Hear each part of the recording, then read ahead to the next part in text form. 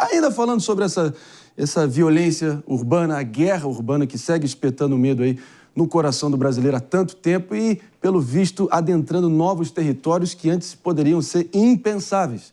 É nesse sentido que eu quero trazer para vocês essa notícia lamentável com o nosso bom dia para quem? Vamos que vamos.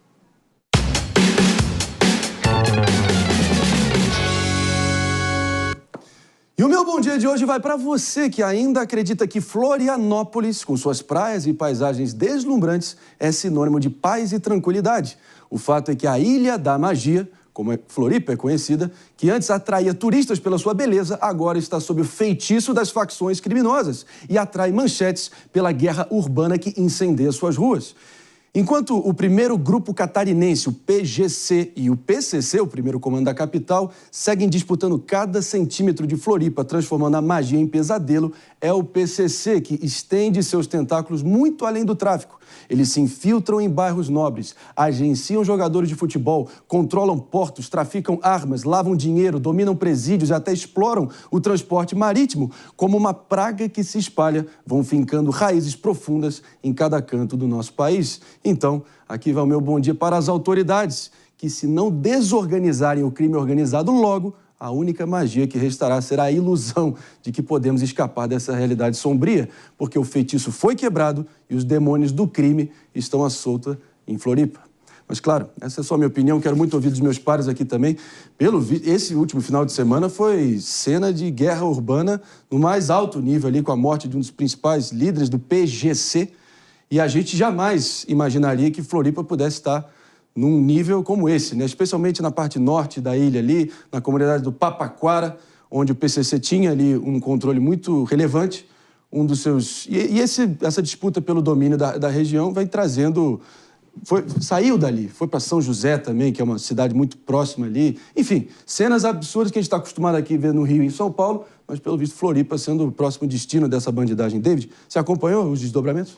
Sim, sem dúvida. E o que mais causa preocupação diante de tudo isso são as pessoas que estão no entorno, claro, em meio a essa disputa. Porque os indicadores criminais, eles sobem em determinados estados justamente quando há essas guerras entre facções rivais. Por isso que as políticas públicas precisam ser voltadas também para prender esses criminosos e não gerar disputa entre facções rivais, e sim a disputa contra o crime. Pois é, inclusive o estopim aqui, em nome da precisão, o mais recente, foi o assassinato do David Beckhauser Harold. Ele é conhecido como o americano, um dos líderes do PGC, e isso acabou sendo o estopim ali para essa trocação absurda que a gente viu nas ruas de Floripa. A gente imagina também... Inclusive, Floripa é sempre exaltado, né? O Santa Catarina como o estado mais seguro da nação. Sim, e a gente vê... Mas é mesmo. E é mesmo, mas só para você ver o nível que a gente descendeu de até Floripa se tornando o novo campo de batalha dessa guerra urbana. Deise, você acompanhou? Eu acompanhei, mas Marinho, sabe que a gente fala muito, quando a gente está falando de facção, a gente fala muito de Rio de Janeiro, São Paulo. Claro. Agora a gente se surpreende quando vê Santa Catarina entrando nessa história, mas o Rio Grande do Sul também está com problema. Sim. E o Rio Grande do Sul já faz alguns anos que, dependendo do lugar que tu entra em Porto Alegre, as pessoas te avisam, olha, não vai aqui porque esse território é de domínio de facção A, B ou C, né? Mas são duas as mais fortes lá. E isso ficou muito evidente durante as enchentes no início do ano, né? Agora a gente vê isso acontecendo em Santa Catarina. Santa Catarina ainda não tinha noção que estava tão forte assim, mas tem uma pesquisadora, ela identificou que algumas facções aqui no Brasil, eles fazem estudos a cada 45 dias, as facções fazem estudos a cada 45 dias em todos os presídios do país para identificar quem são os líderes que essas facções estão formando, quanto de dinheiro que as facções têm que enviar para cada estado e como que eles devem agir. Então, o que tem de positivo, de negativo em cada presídio e como que os líderes dessas facções têm que agir para fortalecer. Sobrou para um estudo acadêmico. É impressionante. É impressionante. Mais profissional do que a gestão dos presídios pelo estado. Exato. Com certeza. Esse caos todo. E lá eles resolvem tudo na bala e na morte, não tem conversa. Sobrou ali para os moradores de Palhoça, São José, cidades ali coladas à Floripa também, tudo é muito perto ali, né?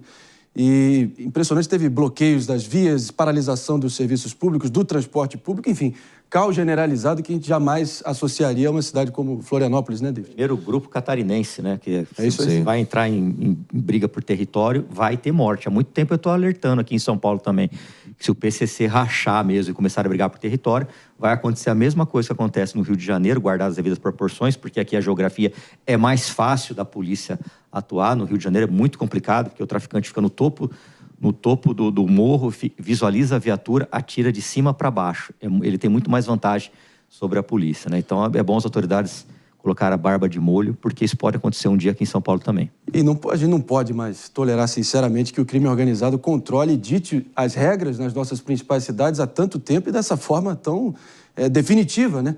E claro que quem paga o pato somos nós, que ficamos reféns dessa carnificina urbana há tanto tempo, né?